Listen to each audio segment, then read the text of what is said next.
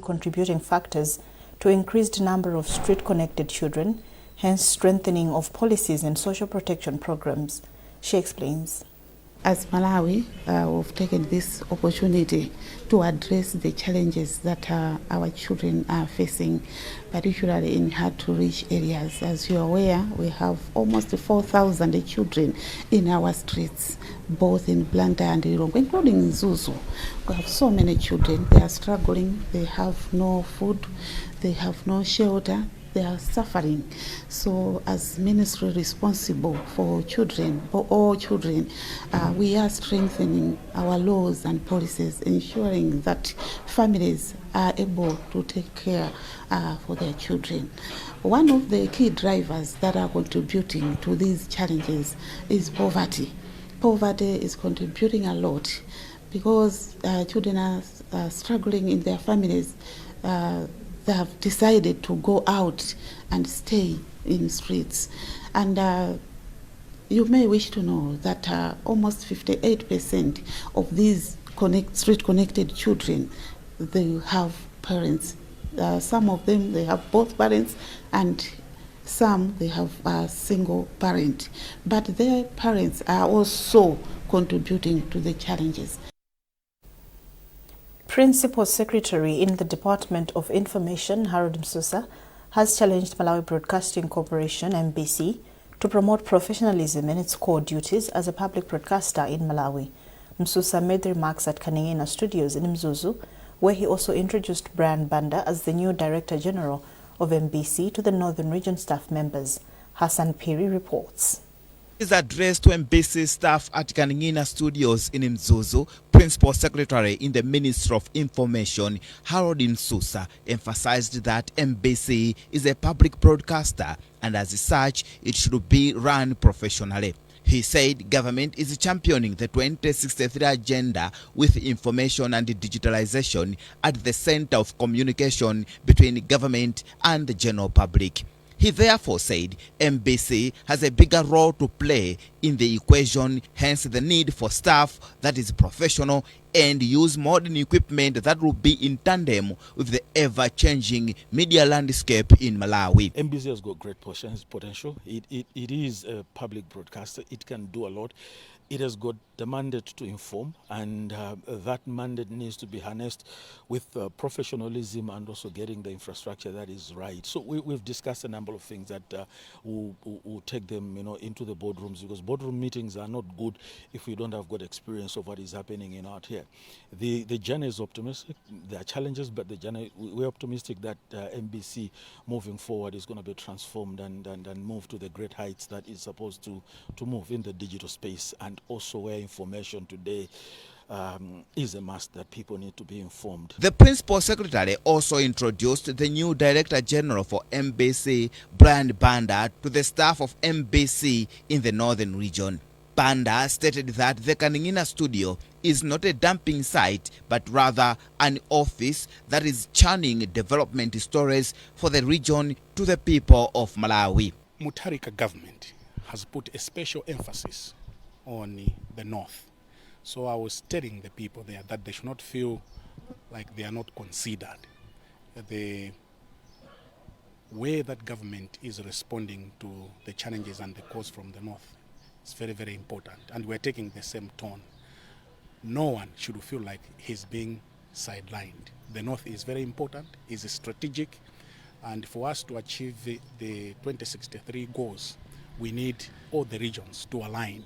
So we are telling the members of staff there that working in the north should not be seen as a demotion.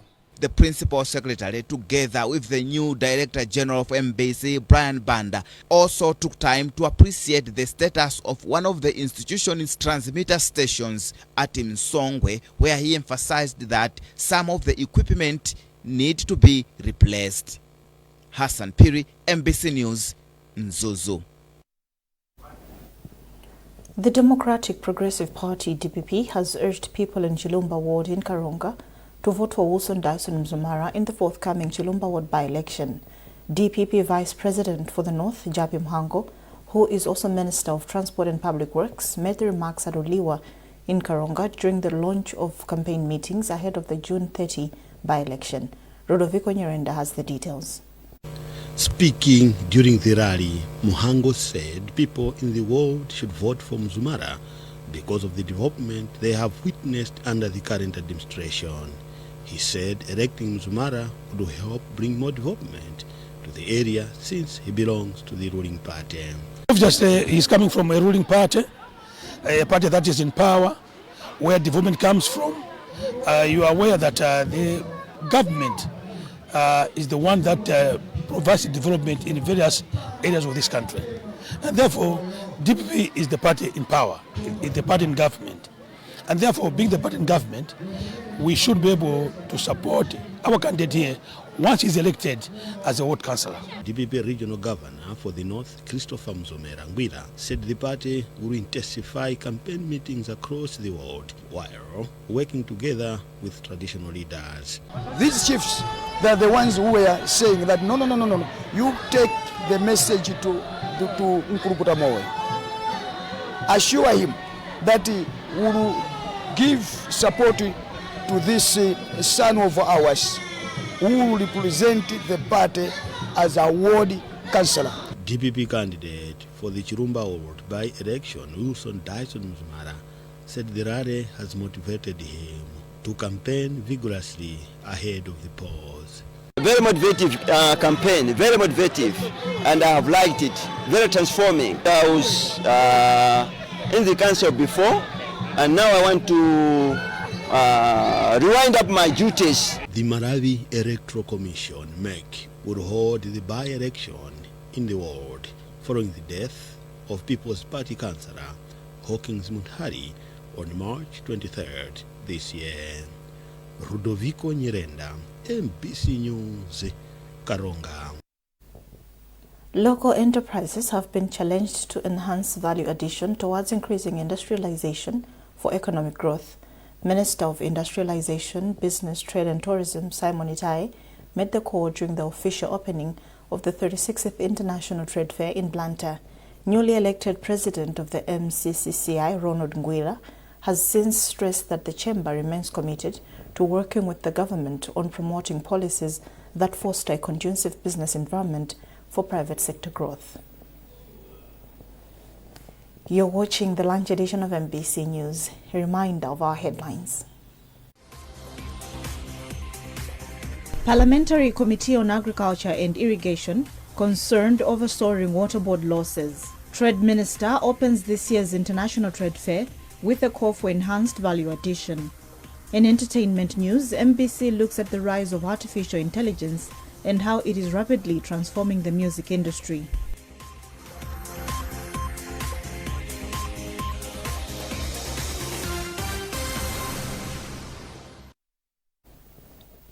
Welcome back. Lake Malawi Museum Principal Curator Henry Makina has described museum facilities as crucial in economic growth and cultural enrichment. Speaking in an interview with MBC, Makina said if well preserved, museums have a great potential of contributing to socio-economic growth through domestic and international tourists who are willing to spare time to appreciate Malawi's cultural and historic artifacts and environment. Sotin Ndazi has compiled this report, being read by Owen Mavula. Museums play a crucial role in social and economic development by, among other things, serve as centers for education, preservation and community engagement. In the case of Lake Malawi Museum, the place does not only showcase diverse cultural narratives and historical artifacts, but is also crucial towards boosting tourism in the Lakeshore district of Mangochi. According to Principal Curator for the museum, Henry Makina, the facility is rich in cultural heritage and historical artifacts found along the Lakeshore district, which draws tourists and contributes to economic growth. They pay some amount of money. So if they pay, the amount of money is deposited to account number 1, Reserve Bank of Malawi. So that money plus other revenues, they are put together, and some development activities like construction of roads, construction of hospitals, procurement of medicines in hospitals, and several other government obligations are met. So if they are met, Malawians they enjoy the use of those infrastructure and also services. And also as a government, if foreigners are coming to visit this institution, they come in with foreign currency. Some take time to utilize the facility for education culture. Gelsom Zamawa, a student at Malawi University of Science and Technology, says utilizing the facility for education culture and historical events is a great opportunity for Malawian learners to know more, for them to excel in education. I have also benefited a lot in terms of lighting, because I'm studying language, communication and culture, which is related to museum, so I can be a lighter and light stories from lakeside. The Lake Malawi Museum in Mangochi was established in 1971 by the Society of Malawi and later on officially handed over to the Department of Museum and Monument. The Malawi National Examinations Board says it is set to administer the 2026 examinations. Speaking to MBC, the board's public relations manager, Angela Gashtigu, says 614,915 students are expected to sit for the examinations scheduled to start on the 1st of June to 24th July this year. Rashida Matandika reports.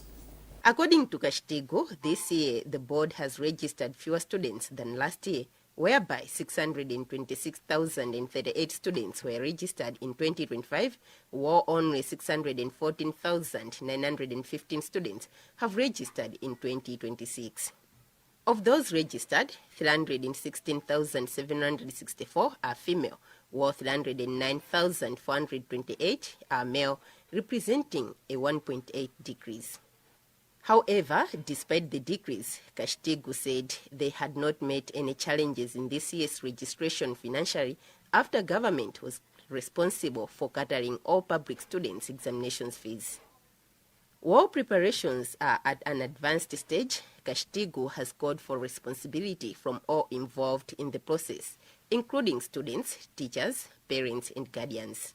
For MANEP, like I have said, we are preparing and set to administer this examination from 1st June. So to the public and all Malawians of goodwill, we're just going to encourage them that we should work hand in hand, and that we do have a toll-free line where we encourage any person who is suspecting any examination malpractices or related issues to report. And this toll-free line is available to TNM subscribers on a 363. And also at the same time, if they suspect anything, they can report this through their police stations, which are in their areas. This year, administration of examinations will start with the Junior Certificate of Education students, who are expected to start the examinations on the 1st of June to the 10th, with the Standard 8 joining along the way from the 8th June to the 10th, when the JCE examinations will also be completed. The Malawi School Certificate of Education will be last on the schedule, starting from the 29th of June to the 24th of July. Meanwhile, Malawi Prison Services, through their Public Relations Officer, Steve Meke, says they are expecting 73 students to sit for Primary School Leaving Certificate of Education, 98 for Junior Certificate of Education, and 111 for Malawi School Certificate of Education. Rashida Matandika, MBC News, Blantyre. ICT and culture are said to be an important aspect in education as the world is advancing in technology. Independent Schools Association of Malawi, SAMA, President Bishop Wycliffe Chimwendo, said this in Blantyre when briefing members of the press on the preparations for the association's 4th national conference. Chimwendo said the preparations are on course, with over 250 delegates from 6 educational divisions expected to attend.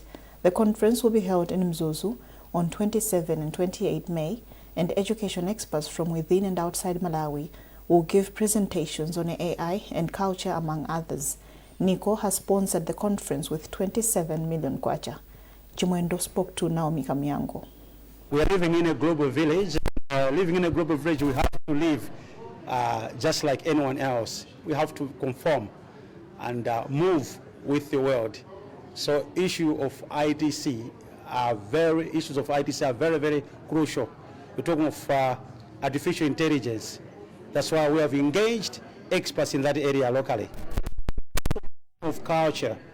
Education without cultural identity is education that has got no future. We believe as Malawians we have our rich culture and we need our schools to embrace that. So as independent schools, we want to that we have to embrace issues of culture seriously. We have best food in the world. We've got best languages. We've got best dancers. All those things have to be taught in our schools. So we will seriously look and discuss on that issue to make sure that at the end of the conference, people will go back in their schools embracing culture as a very important element in the system of education. In entertainment news, the rise of artificial intelligence is rapidly transforming industries across the globe, and music is no exception. From generating beats and lyrics to producing a complete song just within a blink of an eye, AI is redefining the boundaries of creativity. But as technology enters the studios, difficult questions are emerging. Is AI enhancing music or destroying the artistry? In this special report, our reporters Tamvani and Simeon Boyce try to tackle the issue.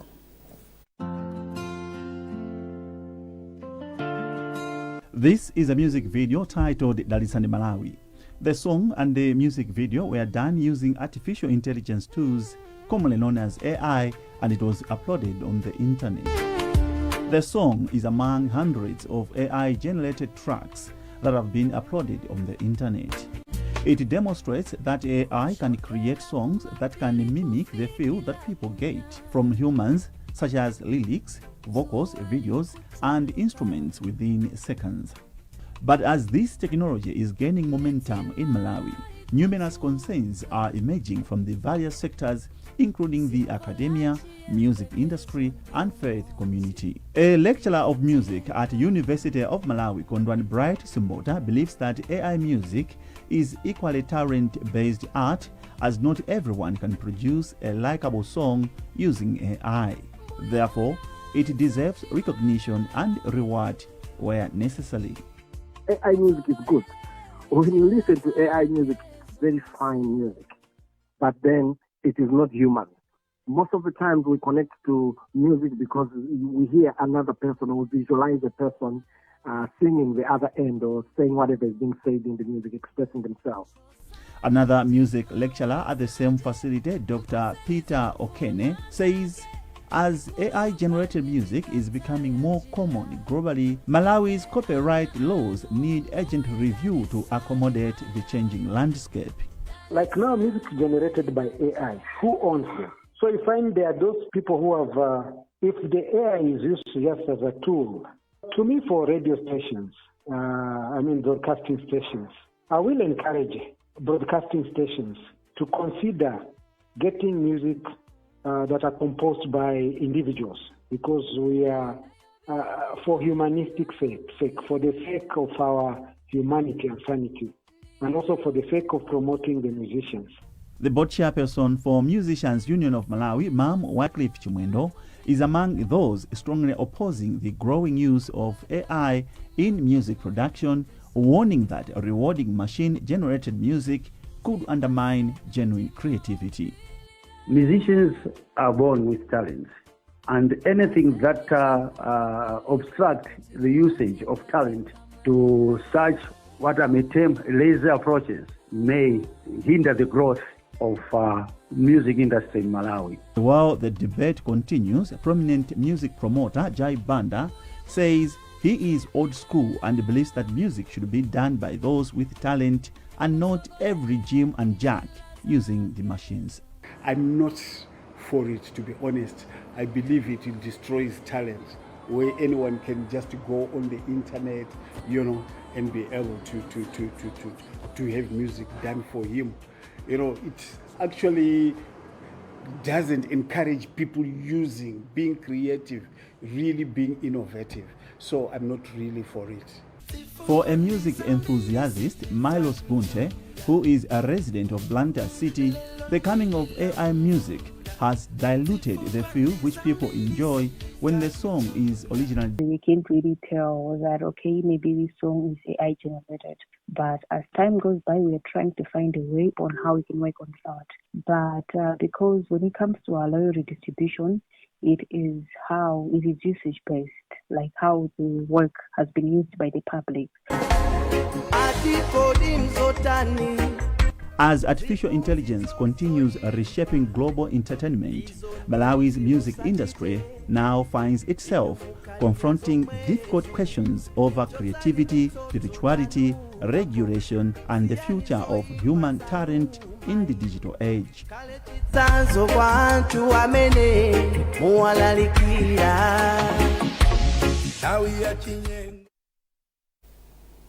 Well, that item also concludes this edition of MBC News. But before we leave, here's a reminder of our headlines.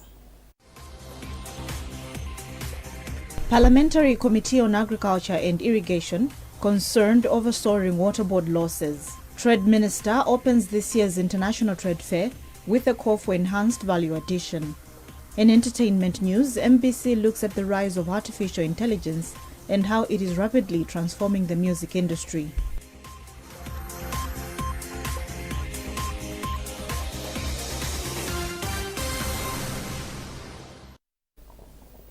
Keep up to date with our news coverage on our digital pages by scanning the QR code at the top right corner of your TV screen.